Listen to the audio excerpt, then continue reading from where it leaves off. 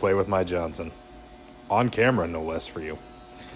This is a 1971 Johnson ski horse. Wide track, 20-inch wide track.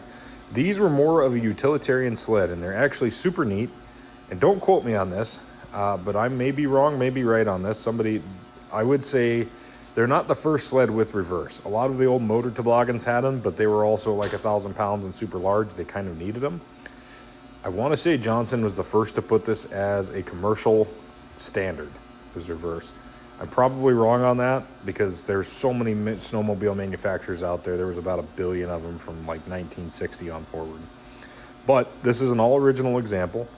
The seat is in just immaculate condition, but it does have a reverse gearbox right here, which I think is super cool.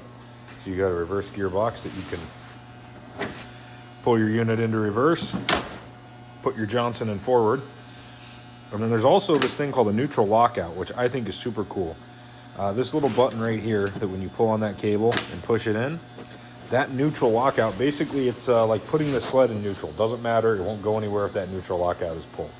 And you could sit here and free rev it all day long and it won't engage the clutch. Kind of a neat thing. Lets you move this thing pretty easy too. Again, about the same as every other snowmobile out there. You got an engine, you got a belt drive, and a gear case. Not much more to them. They are an OMC opposed twin cylinder.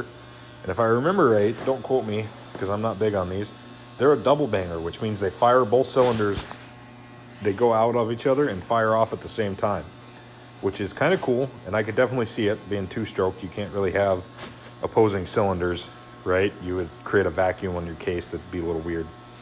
Anyways, really neat piece of snowmobiling history, and I can't wait to get this thing up and running so I can show you POV riding my Johnson. You know, that'd be fun.